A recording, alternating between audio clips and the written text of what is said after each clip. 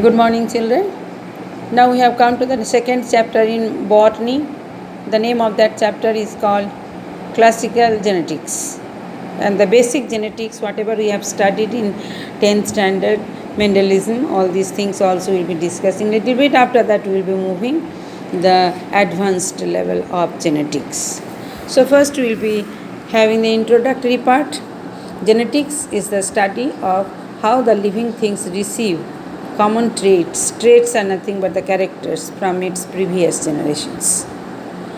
No field of science has changed the world more in the past 50 years than genetics. So, genetics is an important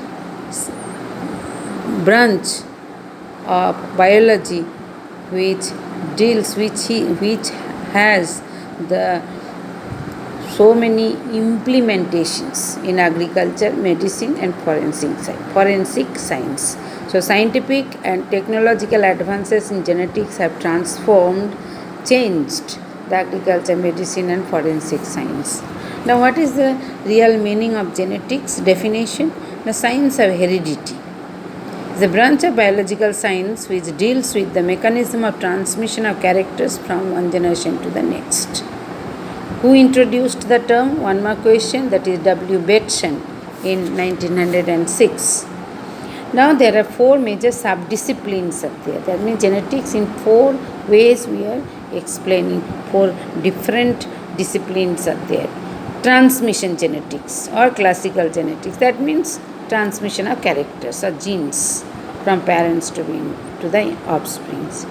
Deals with the transmission of genes. That's why transmission genetics means how does the gene transfer. So deals with the transmission of genes from parents to the offsprings. The foundation of classical genetics came from the study of hereditary behavior of 7 genes by, we know that one, Gregor Johann Mendel. So he is the founder of classical genetics. Number 2, molecular genetics. The word is saying what is the meaning of the molecular. Genes at molecular level had been discussed. Deals with the structure and function of gene in molecular level. That means how does the gene made up? Gene means we know the small segment of DNA. Segment of DNA means it is made up of nitrogenous bases, sugar phosphate. All these things already we studied in 11th standard. A little bit in detail we will be discussing in this chapter. That is called molecular genetics. Now next, third subdiscipline is population genetics. Deals with the heredity in groups. Heredity means what? Inheritance of characters. Heredity in groups of individuals for traits. That means heredity for traits in group of individuals which is determined by few genes. Only, more than one, maybe 2, 3. But if we see the quantity means large number of genes, many genes. Same definition deals with the heredity in groups of individuals where the traits are governed or controlled by many genes simultaneously at the same time. So that all these things will be discussed in this chapter. So what are the four subdisciplines in genetics?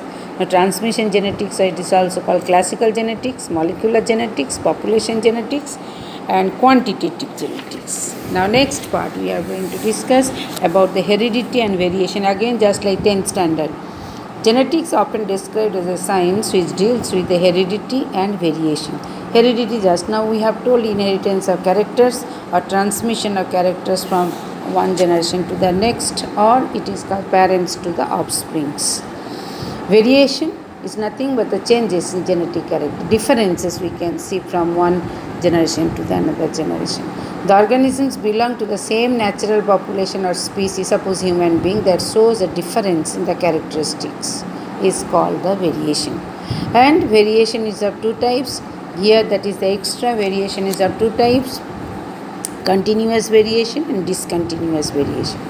Now we will with difference we will be discussing, because it is coming right, the differences between continuous and discontinuous variation. Discontinuous variation, when within a population there are some characteristics which show a limited form of variation. Limited, not too much variation can be seen. Style length in primula, plant height of garden pea. Second point, all these characteristic features of discontinuous variation. In discontinuous variation, the characteristics are controlled by only major genes which have two or more allelic forms. Only genes. Why I am underlining that one?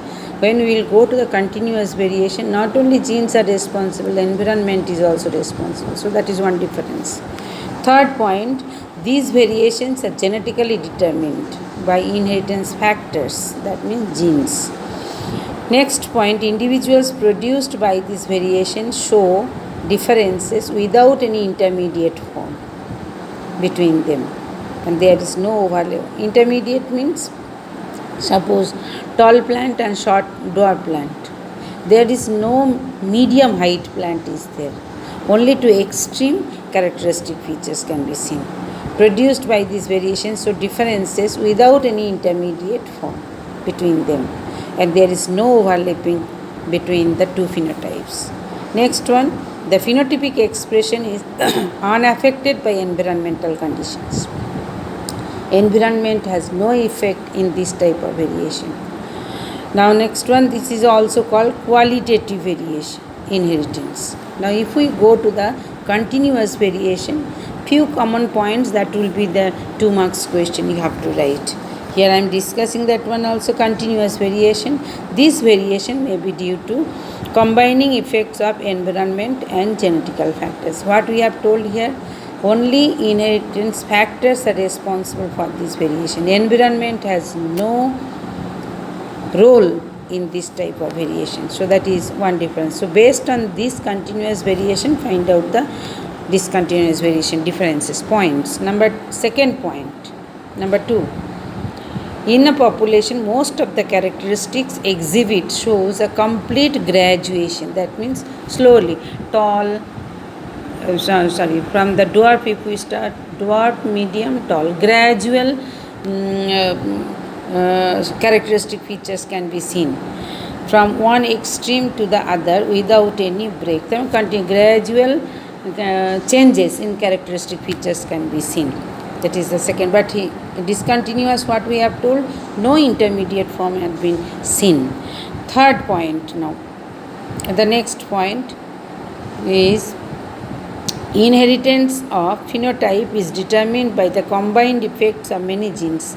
Here one or few genes we have told, and environmental factors. So here genes are discontinuous variation, genes are responsible, but here genes along with environmental factors. This is also known as quantitative inheritance. Discontinuous we have told, qualitative. That is one difference with the example has been told. So these are the difference wise, point wise, make the difference and study. Now next part, because 2 marks question asking, write the differences between continuous and discontinuous variation. Now importance of variation. Variation makes some individuals better fitted in the struggle for existence. If an organism is having the changes, I used to give an example in 10th standard also, the same importance. Individuals are having the variations are better fitted in the struggle for existence. They will be the suitable person, survival of the fittest.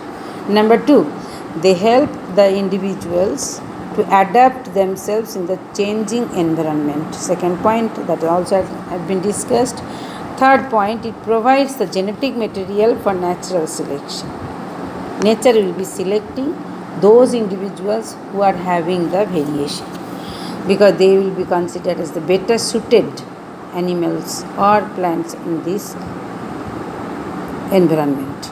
Variations allow breeders, that is the scientific application.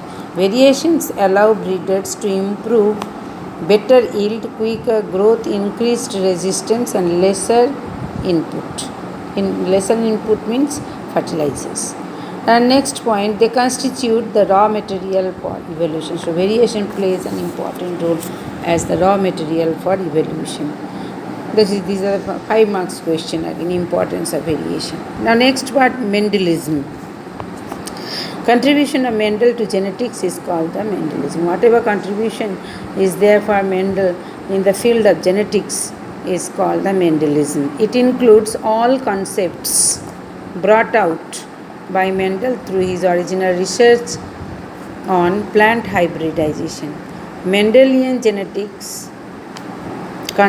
genetic concept are basic to the modern genetics. That's why Mendel is called the father of genetics. Why do Mendel call as father of genetics? Mendelian genetic concepts are the basic to modern genetics. That's why Mendel is considered as the father of genetics. Okay, till here. Thank you, children.